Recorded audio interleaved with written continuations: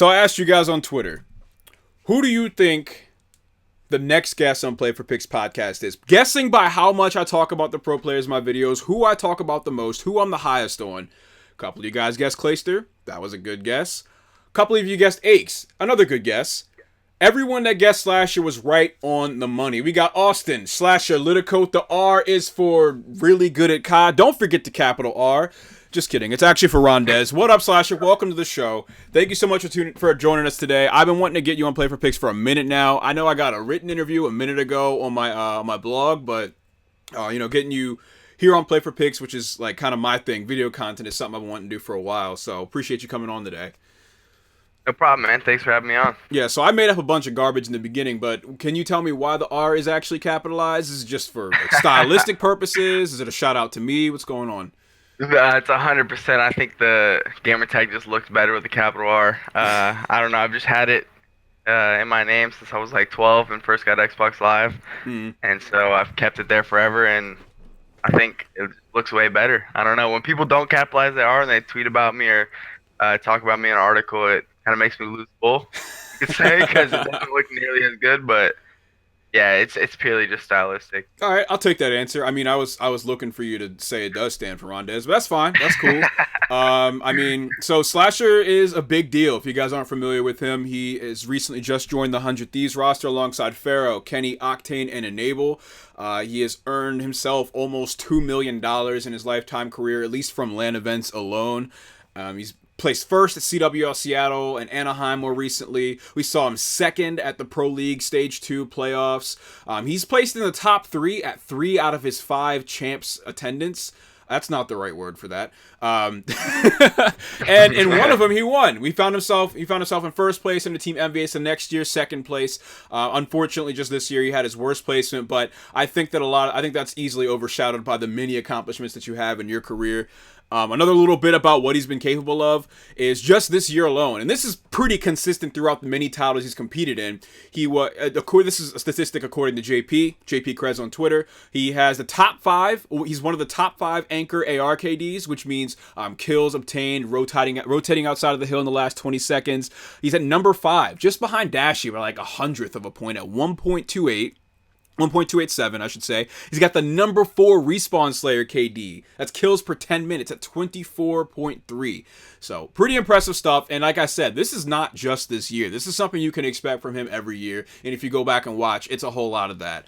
So we're just getting off of the off season. We've had a month or two break from a lot of COD esports stuff. So SlasheR, how have you spent your off season? What does downtime for SlasheR typically look like? Downtime for me right now has been a lot of like focus on the gym and eating healthy. I'm just trying to get to a better spot. I'm really motivated in the gym, going 5-6 days a week. Eating super healthy. I'm talking like chicken and broccoli, eggs for breakfast, like going super hard on that aspect of my life. And then other than that, I'd say it's a lot of just hanging out with friends, taking advantage of the free time as much as I can. Right. I've been doing a lot of that too, man. My gym schedule has skyrocketed. Like, I was already actively going, but especially with all this free time of not having to watch you guys for every hour of the day, it's definitely been good. And I've spent a lot of it bulking up a bit, Yeah. Do you have any goals you're trying to hit? Are you cutting? You bulking? What are you working on right now? So I'm kind of cutting still. Okay. I don't know. I don't really have anything specific. I'm just kind of sticking with my routine and eating as healthy as possible every day. And just seeing where that takes me. Right. I get you. Okay. I'm trying to put on some weight right now. I just hit 180. I'm thinking I'm gonna stop at like 190 and try and maintain. But yeah, that's one of we could talk about this all day. I love talking about fitness and nutrition. I'm a big science nerd, so that's another conversation for another day. I mean, you're also a bit of a science nerd. I know you got your degree in robotics engineering last year, your bachelor's. Yeah, it's actually right there behind me on the wall. I don't know if you can see it. I think you're right there. Okay. You should put that right next to a COD Champs check, I think. Yeah, I know. I need to get that printed out, dude. That'd be so good right there behind me on the wall. You gotta start making YouTube videos and streaming, just flexing as soon as you turn your head away. Like, oh yeah, don't worry about that. That's just it's just a little something. That's pretty awesome, man. Do you feel that your accomplishments and your pursuing your education has helped you at all in your esports career? I would say that maybe now it's helped me. I think just going to school, doing what I did, like just helped me build knowledge and stuff like that. And that can always help in a competitive game, especially like Call of Duty, because a lot of it comes down to knowing how to play the game, knowing how to learn the game. And Mm. school has definitely helped me with just knowing how to learn something. Like that's so important to me. Like a lot of people I feel like don't understand what to do to learn how to do something. And like that's what school has helped me with a lot. But when I went to school, when I was actually in school, it didn't help me because there was just way too much going on in school to Yeah. be able to play as much as I should. That makes sense. And I bet you feel like you went Super Saiyan as soon as you were able to drop that and really focus on COD. Like, you were already Yeah. going pretty hard, but I'm sure that was just like, yes, that, like this extra Oh bit of yeah. I mean, relief. like if you ever go back and look at the years I was in school, it was crazy to see like I was pretty good when I was in school, and then like summer break would hit, and like my play would just skyrocket. Like even my team's play too. Like it was just insane to look at. Yeah, I mean, I'm not surprised. You probably contribute a lot to making your teams better. So I also really like what you touched on there about having the skills to like know how to learn. I think that that's a really important barrier for people. Mostly like a lot of new players too, a lot of the younger players. Like, and that's why people harp on experience and veterans such as yourself so much, is because you guys have that experience and you're older and you have the knowledge of like knowing how to break things down and take things step by step, and just it's really hard to talk about. It's really hard to like kind of Yeah. put into words, but there is a skill earned to learning how to learn, Mhm. and school definitely forces that out of And you for sure. I was like talking about it right there, trying to explain. I was like, I don't know how to explain this, but it's definitely a thing. No, Like, no, I feel you. I feel you. yeah. I'm a little bit behind you in school. I only just got my associate's of science degree, but I'm going for a bachelor's in molecular biology, and that's definitely I feel That's like gonna one be of my crazy. biggest accomplishments. Yeah, I love it though. It's so much fun. It's so much fun. That's good. That makes it easier if you like it, what you're doing. Right, right. I could do without the math, but luckily for now, I'm done with it. Calculus makes you want to blow my brains out, but it's okay. Um, so are you going into the new season with any new goals or changes that you want to strive for? Anything stand out to you? Um, anything new? I would say I want to start definitely streaming a lot more. Like streaming just S&D tournaments. I'm not sure if I want to stream practice yet. I haven't decided on that, but Mhm. I definitely want to start creating more content. And then the other goals are just the same as always, to try and win as many tournaments as possible. All right, you guys heard that. Make sure you check out his social media. I'm sure Slash could put together some pretty entertaining stuff on both Twitch and YouTube if you end up dipping into that. I'd even just love like post-event like recaps from you. That'd be really interesting to Yeah, me, I think. I mean that's definitely something I could get into, for sure. But I think starting off now, it's just gonna be grinding the game and streaming. Right. Anything on a personal level that you have a goal for, like to change or strive for, or anything? Mm, nothing really different. I mean, I want to keep up with like going to the gym 5 or 6 days a week. Yeah, I Okay. think it's gonna be tough this first couple weeks of the game, Right. but after that, I'm for sure gonna get back in there and get back on that grind. Don't want to lose all my gains. Right, right. I get you. And waking up at 3 p.m. every day is probably not going to be great for you. But Yeah, well, I mean, I'm not that bad. It's like 12 or 1. I mean, it's still bad, but I mean, that's another thing I've thought about is flipping my schedule a little bit and like maybe trying to hit the early streams, right. streaming for a few hours and then maybe going into practice. You got to get all But the other yeah, top teams on that, man. I, dude, I'm one of the people who's been about it.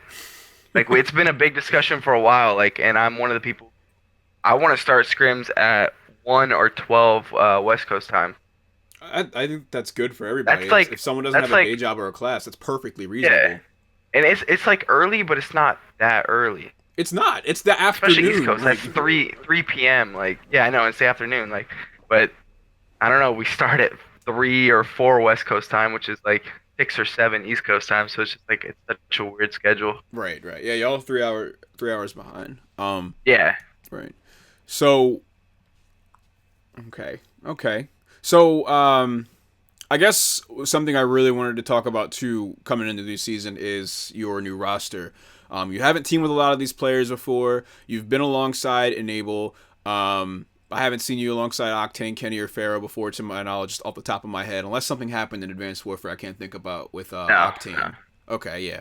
Um, I kind of wanted to ask about like what are some of the like the first things that stand out to you about your team? Like what made you go with this roster? What are your favorite things about them? I think one of the big things about our roster is we're really good at search and destroy. I feel like we're gonna be a really disgusting game 2 and game 5 team. And Okay. another thing that stood out to me when joining the roster is that it's 3/4 of the TK team. And if you go back to last season, my Rise team, a lot of people consider it to be the best team in the second half of the game, even though we performed poorly at Champs. Mm. But the team that always gave us problems was TK. Oh, no doubt. Like that team, all we I don't know what it was, we couldn't beat them. Like Yeah, legit, could not beat them. it was And rough. And then so I'll continue. Sorry. that's a big thing for me. Like I'm kind of joining the people that were my number one competition, I guess you could say. Hey, And that's a good way to beat him. yeah. And then I mean, going through player by player, I mean, Sam has been one of the top ARs with me, one of my biggest competitions. I have him on my team. Kenny, best sub last year, possibly best player. I think pretty. I don't think it's up for debate really at this point. He's probably the best player throughout the entire year. Mm. Pharaoh, up and comer, really good at search and destroy. One of the best new players in the CWL for sure. And then Enables, like, been around for a while now, competing. I think he said he's been competing for 12 years now in Halo and COD, so he's a veteran of just esports in general, I guess you could say, and a really good teammate. Right. I'm excited to play with him again. It's always so cool to me to like I make sure I mention this for players like Enable, like JCap, that these guys have been playing professionally longer than they've been just playing video games normally. Like these guys have been gaming. You know what I mean? Like that's Yeah. crazy to me. I know a Um, lot of like JCap and stuff. I think it's been playing since COD 4. Like how many Call of Duties gone through now playing like competitive? right, man. This That's dude's insane. he's crazy. He's crazy. Um, how involved were you in forming this roster? I know that you said this was like part of the team that kept taking you down last year or last season. I know that the reason you ended up going to the losers bracket at Champs and unfortunately having to Mhm. then play against LG. Like, how involved were you in putting this together? So I actually was not involved much at all since I was one of the last people to join the team. Right. I just I basically showed interest in joining 100 Thieves. I talked to Matt, Nate Shot a lot at the beginning of roster mania, I guess you could say, and I gave him my ideas on who I'd want to play with. And a lot of what I was going for originally was I thought that the best thing for me would be to play with a sub like Kenny or like John. So that's kind of what I was going for. And then I feel like the rest of the roster would kind of fall into place. Okay. And then roster mania kind of got held up for me. That's why it took so long. Like it was a stressful process. And so 100 Thieves kind of built the team without me, and then picked me up into it. So I didn't have much say. I gave my opinion at the beginning, and Matt kind of followed my opinion, Mm. um, and then picked me up into it. I guess I did have some like say in the roster, but not really technically. He kind of picked up who he felt was best, and I think he made really good decisions picking up the TK members, Yeah. And I and mean, then oh, Sam go. when he was available. So it's kind of a weird thing. I did have like some power over the roster, but I didn't because I wasn't on the team, and they were trying to get me for a month. So Yeah, I feel like even you not being super involved, you still have power on the roster. Like if I'm trying to pick up SlasheR, I'm trying to get him with the guys that he wants to be around. You oh know? yeah, no, that's what I said. Like I talked to Matt, I gave him my opinions, then we talked about the TK guys, and I said what I told you. I mean, I was like they were my number one competition. Yeah. They're definitely good players. I was like Kenny's one of the people for sure that I want to play with the most. I mean, I don't know who wouldn't want to play with Kenny at this point after last year. And I then, think he was just behind you in like the respawn player KD too. I think he was number 5. You were just ahead of him like throughout all of World War II. You're number 4. He's number 5. yeah, which is insane because he's running an aggressive sub, so Yeah. he killed it last year for sure. Yeah. Um. So I also when this team formed, one thing I had mentioned was like we got some of the best players in the game right now. Like we got SlasheR and then some of his best competition, like in terms of an AR player being Octane. And I made a joke. I was like, so what happens when you get when one unstoppable force meets another unstoppable force? you put him on a contract and he's on your team now. Like, that's the best. That's the best way to go about it, right? So it's just really cool to see this team come together. I think you guys are gonna make a lot of noise next year. What do you think is different though? Because like it seemed like last year for Envy, you seemed to have a lot of control in putting your team together, and you were really high on them coming into the year. You guys expected to come out of the gates like championship level, right? Hmm. What do you think? What do you think went wrong, and what do you think is different this time? Um, I don't know exactly what went wrong with that MV roster. I think that the game just didn't fit us. I think if we would have been a team on any other game, like AW, Black Ops 3, IW, even I guess you can go back and say like Ghost or something like that. Going into those games, I feel like we would have been a lot better than World War II. Like World War II was just like it just didn't complement us as a team. Like we're all really good players. Like me, Temp Classic, all some of the most skilled players in Call of Duty. And I don't know, it just didn't work out Right. at that time. It was the wrong timing for us, I guess you could say. Okay, I understand And that. then going into this year, like I mean, obviously Black Ops 4 is going to play different than World War II, but it's not going to be as drastic of a change as going from like IW to World War II. Like it's still boots on the ground. Like it might be a little bit different pace, different style, but it's not going to be as drastic. And so like all the players that are on my current team right now has been playing boots on the ground and had success on boots on the ground. So like I said, it won't be much change going to the new. Okay, right, that makes sense. So I know one of your current teammates, the only one you've teamed with before, is Enable. This was back when you were on Phase Red, to which still to this day, I don't know how the hell you guys tolerated more than 10 minutes with each other. It was you, Aches, and Parasite, and Enable. For anybody that doesn't know, how would you compare Enable at that time? It was still very new in his career, Call of Duty Ghosts, to 100 Thieves Enable in terms of I just like think his growth as a person. I think you just said it basically right there. Like he was just really new at that time. Like in AW, he didn't know a lot of the people in the scene. Um, he didn't really know Call of Duty yet. Like he'd only been playing it maybe a year in AW when I teamed with him, Mm, and now he's got 4, almost 5 years under his belt in Call of Duty. He knows all the players. He knows what it takes to win in the scene. And he's just got a lot of reps playing yeah. Call of Duty. And the big thing about Ian, that I've noticed and a lot of people have said too is he's he's a really good teammate and he's a big grinder. Like he's gonna put in a lot of time, which is Okay. really gonna help us. So, like I said earlier, I'm looking forward to playing with him again. Perfect. Perfect. Definitely a different environment this time for him too, for you and him too. Yeah, what? yeah, that's for sure. I think Man.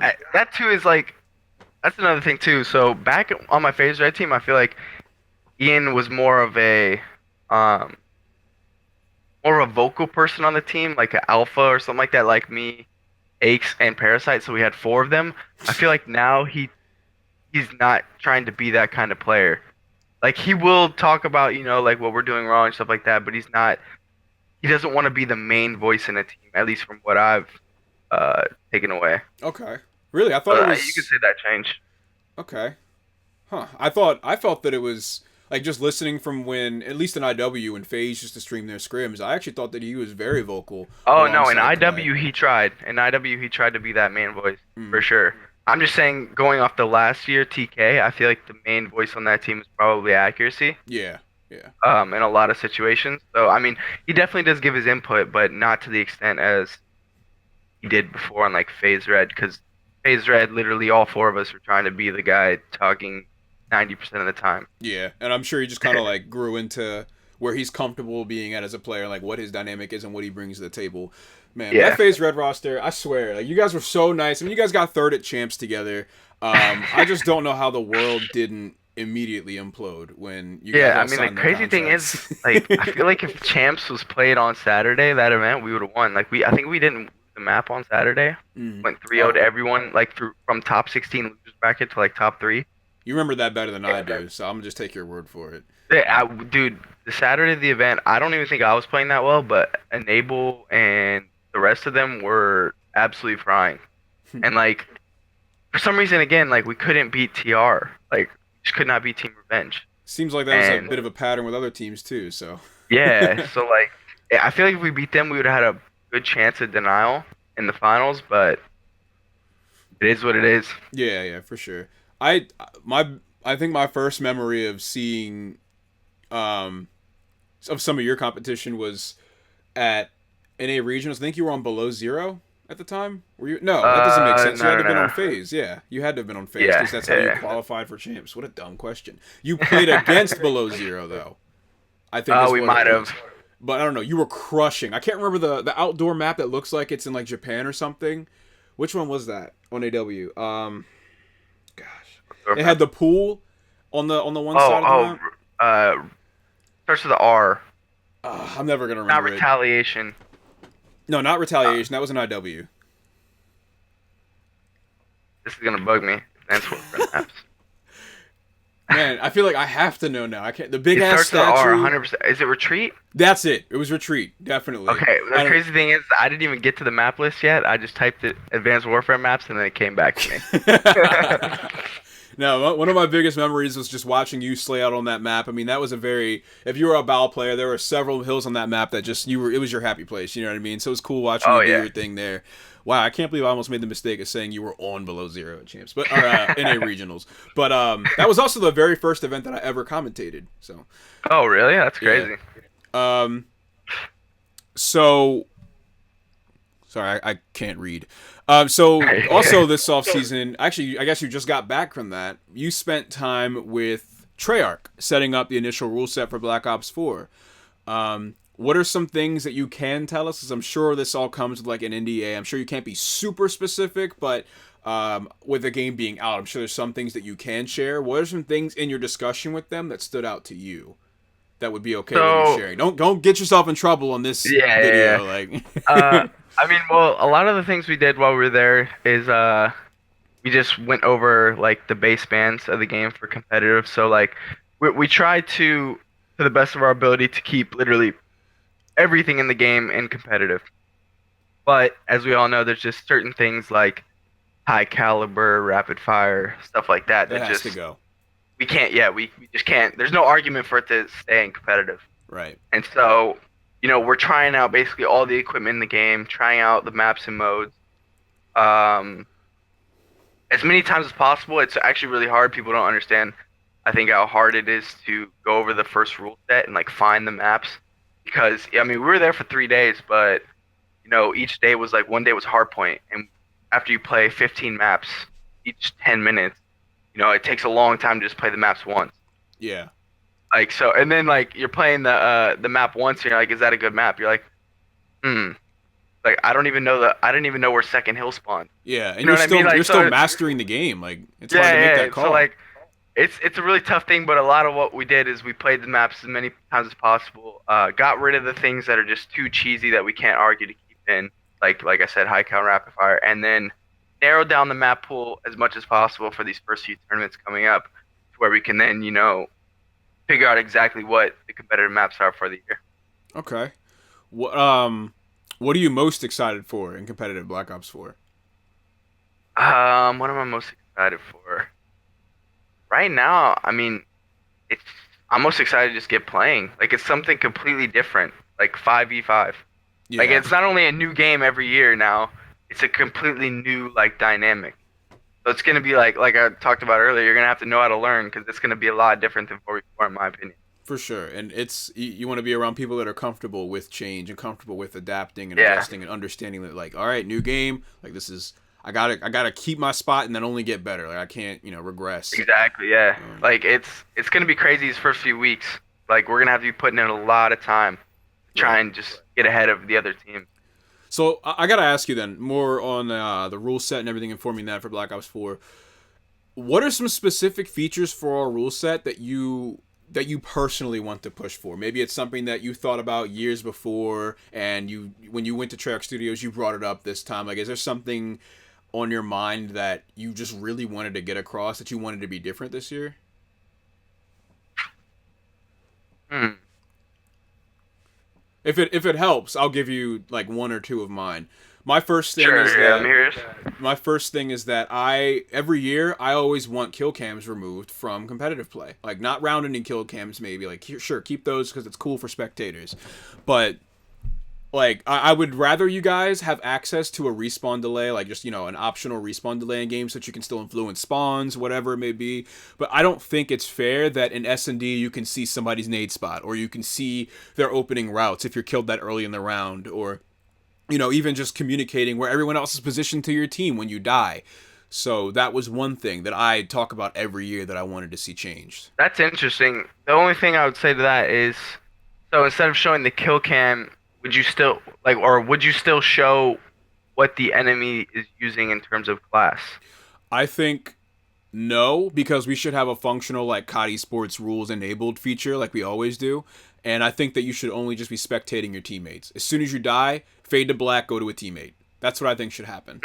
That's interesting. I mean, I could see that being good, but then a lot of the strategy and stuff like that that comes, or meta switches in game and stuff like that comes from seeing what the enemy is using in terms of class. Like, oh, they're not. I've watched like three different players. They're not using flak jacket. Make sure we're throwing nades. You know what I Mm. mean?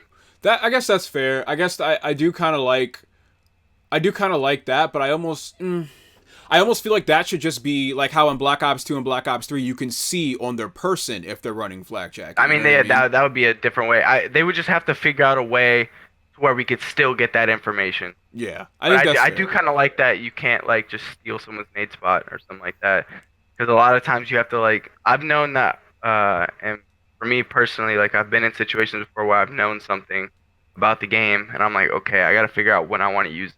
'Cause I Right. don't want to use it just for a pool play match or something like that and have someone see it and then bam, I didn't get much use out of it. But like as soon as you use a spot or like something like that once and they watch the kill cam, that everyone's using it. Exactly. And I just kind of feel like it gives away so much valuable information. Like the little bits of information for you guys is a lot of information that no one else notices. Like you could see someone's route and immediately know, oh, that's probably where the bomb is too. You know what I mean? So Yeah. I don't know. I think stuff like that is a little dangerous to give away from a death. So is there anything like that kind of stood out to you that you wanted to push To for? be honest, not really like different from our current type of rule set.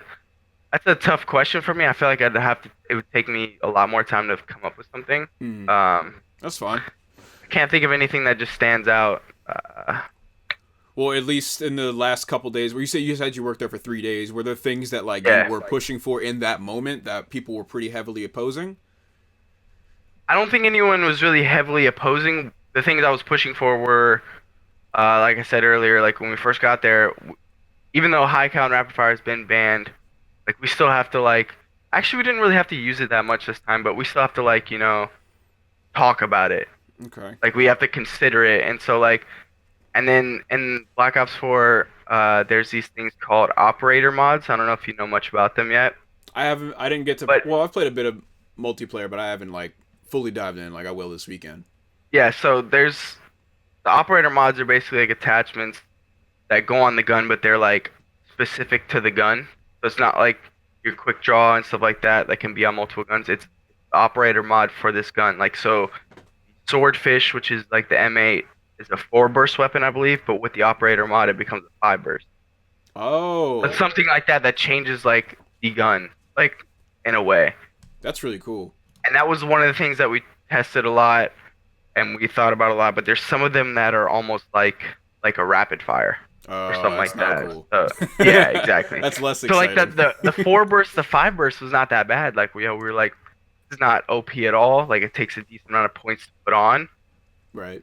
and it's still pretty good, but it's not OP. And then some of the guns were like, well, this is just rapid fire. Yeah, So I really want you guys to be able to get creative, but still stay in the realm of like something being yeah, competitive and keeping the competitive integrity. I really want yeah, there to be good depth and thought and reason put into classes other than just all right, double stuns, trophy exo, like you know what I mean? yeah. Like I I mean, just want more I than that. I 100% agree. Like I think Call of Duty's at its best when it takes a good combo of being like gifted at shooting wise and like movement and all that, and then also knowing what to do on the map. Yeah. Like, and I think the more things in, more you have to know, the more you have to be able to counter, the more you have to be able to switch up in map, stuff like that. So I think everyone there was trying to get, the game out of the box. Like that's what we were striving for, and yeah. Okay. So then on this subject still, do you think there's an understated amount of bias that comes from pro players when suggesting changes to the CWL rule set? We've seen like this big rise in things like gentlemen's agreements and stuff like that. Do you feel there's like an understated amount of bias that goes into this? 100%. I mean, there's bias on both sides. Like, so we're basically in a conversation, I guess you could say, with developers and stuff like that, try and decide what our rule set's gonna be. And on our end, we're biased because we just look at things and we're just like, dude, it's not competitive. Like high cal, like a random, like if you shoot me and my gun bounces up and I hit you in the head, you die quicker. Like Yeah. that's not good. But then they also are biased on their end. I feel like where I mean, they make the game, so it's like their baby. They Yeah. want everything to be in at the end of the day. They want to see everything, and I don't blame them. I mean, I feel like I said earlier, everyone wants. Like we would love for just hop on Call of Duty and bam, that's the competitive game, like League of Legends or Counter Strike or something like that. Just straight when you buy it, you're good to go. But at the end of the day, that's just not how it's gonna be at the moment. I feel like It's not realistic. and They're appealing to so many different audiences. Like, I also feel like people really don't respect how hard not just your job is and being, having to play the game, but also forming the rule set every year. The developer's job is also really hard because they're basically balancing their game for two different communities of people. Yeah. Like they could have something in the game that's balanced a certain way because something else is in the game, but then we ban that one thing because it can be exploited in some super which specific then way. tips the scale. Yeah, and it's like, oh well, no longer shit. What do we do? Like, you know what I mean? no, They didn't expect us to ban all LMGs and shotguns. Like, Yeah, what they're trying to do is really hard. They're trying to find some middle ground, I guess you could say, between the competitive and like the casual, and make it fun for everybody, but also make it as competitive as possible. So right. that's a hard task for them. But I would definitely say us as pro players are biased. Like we look at things like, man, this has no place here. Get it out. Yeah, and one thing that really frustrates me, and I talk about this every year, I bring up this example every year, but I feel like when things get banned, and then the developers go back and change them or fix them, they're never revisited. Like, no one ever... When was the last time you heard of something getting unbanned? Like, whether it's from a gentleman's agreement or from the official rule set. It just doesn't happen. This actually was a conversation we had, and it's tough because Call of Duty is only on not even really a year cycle anymore. It's like 9 months, 10 months that we have to play. So, like, yeah, when you ban something and it's gone for a couple months and it's reworked, you're already 2-3 months into the game. You only got 6 months left. You want to spend another month of your time testing that out again and seeing if it's balanced. It's like a tough situation, like where we're so limited with the time we have in a game. Kind of once we have the rule set, it kind of sticks. Sure. But, go ahead. It has happened though in the past, like where I think it was IW at the beginning. We implemented a 2.5 respawn delay in hardpoint because it was way too chaotic, and then the spawns tweaked, and then we went back and took that away. Yeah, I remember that. So it has happened, but very rarely. Yeah, but then like I'm more talking about restrictions on things. Like even in Ghosts, when the MSBS out the gates was obviously overpowered. Like that gun very clearly was overperforming for every other weapon. There's no reason not to use it. It was very quickly nerfed, but it was also banned from competitive play. It was never unbanned. Like maybe it wasn't that good. Maybe the Remington was still better, but like we'll never know. Maybe the MSBS was situationally good, and we could have seen people have a little bit more versatility instead of just having the MTAR meta and then the MTAR Remington sometimes meta. Like I want to see things come back and get revisited when they're changed. I'd really like to see. I mean, I agree. I think it's just like I said. It's we're pressed for time every year. If Call of Duty was on a 2 or 3 year cycle, I think you would see that a lot more. I just also think that it benefits you guys though in a way, because what if SlasheR is the best in the game with the MSBS, and now that it's back, wow, right? 100 Thieves is on top again. Like I feel like if everyone just jumps on it and just plays with it like it's a part of the game, because it is, I feel like it would be a bit more normal. Like I don't know. Yeah, I see where you're coming from. I do know it's frustrating for you guys for your game to be changing. Like I get that. That's got to be frustrating. It's a hard job, but I just don't like to see the game slowly stripped away when it could be better, you know? Oh no, I know what you mean. So I guess we talked quite a bit about Black Ops 4. We got it coming out this weekend. Make sure you guys get it. Make sure you're playing it. Make sure you're watching your favorite pros play because they're probably doing it better. And you can learn quite a bit. It's going to be an exciting weekend. You can learn a whole lot about the game. I'm hoping to play alongside some of the pros. I try to do that around release every year because I love hearing what everybody else is doing and talking about. And it's one of my favorite things to do. Hopefully we can get some games in SlasheR if you're running pubs at all. But Yeah. but This would be the time for me to run pubs when the game first comes out, because that's the best way to learn the maps and stuff like that. So yeah, hey, let me know if you want me to top your leaderboard. Just let me know. I got you. TryHard games, that's where I shine, man. That's where I thrive. That's where I play the most GBs and everything. Like I love TryHard games. I love it so much. I guess I wanted to move on and kind of actually backtrack a little bit. We talked about champs. We talked about your champs placing very briefly earlier. We're not going to dwell on this too much, but I kind of wanted to ask, like, what do you think most contributed to your top 16 placing? Obviously, getting TK first round, your kryptonite, and then LG, one of the other toughest teams out there, one of the other tougher teams out there, I should say. In the losers bracket, first round is tough for anyone to deal with. But what do you think in those two series kind of contributed to that? That's a tough one. I think we just hit an event where we didn't show up to, like, even 80% of our capability. Like, we just played poorly as a team at the wrong time. Like, literally at the wrong time. And then playing TK first round, like I said, no matter what, I don't know why we couldn't beat them. So that they were kind of literally our kryptonite. Like, for some reason, no matter what we did, like, I think every event we played them, we lost them. I think we were like 0-4 at the roster versus that roster. Even at Anaheim, the event we won, we lost it in the pool play. So, like, just for some reason, playing them first round, it put us in a bad spot already. And then we just had bad individual performances at the wrong time. Yeah, I mean, watching that game where TJ got almost 60 kills and Gunless was going like double negative, that's just bizarre to see. I mean, you had a team with like you as the most dangerous AR player, Gunless as one of the more recently dangerous or like threatening flex players, and you still have Looney, who's just excellent at setting you guys up. And I feel like you have so many great weapons on the team, so it was just weird to see you guys bomb out of the bracket without winning like that. I mean, it's not. It's at the same time, it's not weird because you weren't going against easy teams at all. Like, that's some of the toughest competition out there. But it was still weird seeing top 16 next to your name when you've almost always placed top 3, except for like your very first year where you placed top 12. Do you feel that there's a reasonable amount of pro players that have a meaningful drop in performance and composure around champs? I feel like we always hear about players that amp up and get really good about it. We always talk about that. Players like Clay, players like you, like just like champs, you're already good, but now you're even better. Like, do you feel like there are some players that have the opposite effect? You don't have to. You don't have to name drop. You don't have to name drop. No, I won't name drop, but I definitely think there are players who. That it's just the pressure that gets to them. They put so much pressure on themselves. They're like, oh my god, I'm playing for this much money. Or, you know, like, no matter what happened the rest of the year, like, if I do good this weekend, like, I had a good year, stuff like that. And, like, they're just saying all these things, thinking all these things, and it puts a lot of pressure on themselves. And some people aren't good at dealing with that. Okay. And I've always said, like you said, like, there's certain players that get better at champs.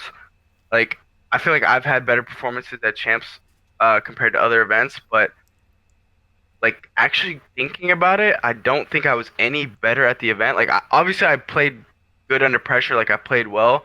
I just think some people don't play good under that pressure. They almost play worse, which makes it easier for me to play better. You know what I mean? Okay. Makes it easier for you to pick them apart. Exactly. Like, easy pickings. Got you. Yeah. So, like, it's just, there's people, I mean, in everything that deal with pressure. Like, even just like we were talking about school earlier, tests. Like, there's just people who deal with the pressure better than others. Yeah. So, I would definitely say there's some COD players who play a little bit worse at champs for sure. Okay. Yeah, I mean, hey, if you want a name drop, feel free. I will happily clip that 45 seconds out of this interview and post it. And SlasheR calls out Zero for shitting the bed. You know, he hates Gunless. Like, I will not be name dropped. That clip would get more views than this whole interview, man. God, I hate how Oh unfair that man. is. I'm actually just. It's all right. You've already said gunless enough times in this video. I'm actually just gonna chop up this video and say I hate gunless a lot. Twist You know what my I mean? words right. Yeah. I'm gonna make it look seamless. It'll be great. Yeah. So what do you do to stay locked in during high pressure situations? Like you mentioned how good you are with tests and everything, and how at champs you feel like you just kind of prey on the weak. What do you do? What keeps you locked in? Um, I would say at this point, like, well, at this point for me, like, having won champs and stuff like that, I feel like a lot of the pressure is off me as a player. Like, obviously, there still is pressure to perform and stuff like that, but I've accomplished a lot, and so like, no matter what happens from here on, I've had a good career in Call of Duty, Mm, and that's kind of the way I look at it now. So like, I mean, I'm still motivated to win just as much as ever, but going to a tournament, I'm just like, man, this is just another tournament. Like, I've won this before. Like, I've done this. Like, yeah. nothing different. This is your day job. Like you don't go Yeah, in like, thinking about your finances and like, yeah, how like you go and think about how much the tournament means to you, but it's not like your world's gonna come crashing down. yeah. I get what It's you're just saying. it's a completely different mindset from when I first was getting into the scene. Like when I first was getting in the scene, I was like, when I got picked up by FaZe, that was my first like pro organization I was under. It was a lot different going into that tournament than going into a tournament now. I was like, oh my God, okay, this is my chance. I gotta show up and do well, and then we ended up Right. winning. Oh my god, I just remembered why I confused you with that below zero roster. It was Assault Uh, that was on below zero. oh, gotcha. Yeah, yeah, yeah. God, okay. There we go. Oh my god. Please, I'm about to cut this up and put it 30 minutes ago in this interview so I don't sound like too much of an idiot. I think if you Yeah. if you find another sorry, just hit me. If you You're find good. another grand finals placing at champs, I'm going to say this slowly so I don't mess it up for a third or fourth time in my videos. It would only be you, Apathy, Cap, and Karma that have seen at least 3 grand finals placements at champs. I think that's correct. If I'm wrong, can you That please call me out? that sounds right to me. How many times has Krim been there? Twice? Yeah, twice. Because of when he won and then with Yeah. complexity. Yeah, no, I mean that sounds right to me. Yeah, okay. Good. We got that. Yeah. And the opening moments of the interview I did with Apathy, I was so ready to be like, yeah, you're the only player that's hit it 3 times. That's not true. I immediately realized it wasn't Yeah, true. yeah. Like 5 minutes Karma's in, I won was it like, 3 times. oh my god, Cap and Karma didn't die. Like, Yeah. but Cap's been there 4 times. Like, anyway. Yeah. Um, I think he's made it through winners bracket every time he's made it to. yeah, Which is crazy. dude's nuts. I did want to talk to you a little bit about him getting on Luminosity, but let's move past it. It's fine. Other than championships, what are the biggest things we can expect from 100 Thieves this season? I know some things you said about yourself personally. You intend to stream a bit more, put out some more content. You feel that, some of the players are bringing with them some really positive traits they've gotten over the years. But what's going to make 100 Thieves stand out from the competition? So I think all of us are planning on doing a lot of content as players. I know the organization, a lot of them are that they're big on that, doing content and stuff like that. Like even Nate Shot's gonna, I think, start streaming a lot more, hyped on Blackout and stuff like that. And then there's some other things, but I actually can't talk about them at the moment. So Okay. there's big things coming. Just know that. Gotcha. I'm excited for it. Here, you can talk about it. I'll just like bleep it out in the video. It'll be one long. Nice try. Redacted. Yeah, but Nah. nah, I mean, I'm really liking it so far. I've got to do some cool things already, and the season hasn't even started. So Hell yeah. You've been busy, man. You've been working. You've been yeah, moving. yep. You've been moving. It's showing. Again, guys, this is SlasheR. Almost $2 million earned in his lifetime career on LAN in esports. One of the top AR players for the majority of his career, which is pretty insane. Dude's definitely someone to look out for. Someone super entertaining to watch. Him and his teammates, I expect him to do big things, as does everyone else. He's a world champion. He's a massive threat. Make sure you take a look. If you want to go ahead and plug your social media, let everybody know where to find you. I'm sure many people would love to follow you and check out what you got going on for the year. Yeah, so I mean, you can follow me on Twitter at @SlasherA_L. A lot of people ask me what that means. Those are just my initials. I just threw them on there. And then my Twitch is twitch.tv/SlasherAL. No underscore in that one. Sweet, sweet. So make sure you guys go check him out. Thank you for coming on the show, man. Really appreciate it. Definitely enjoy having you on here. I'd love a follow up at some point to kind of see where everything's at with 100 Thieves as you guys progress, and with you as a person, of course.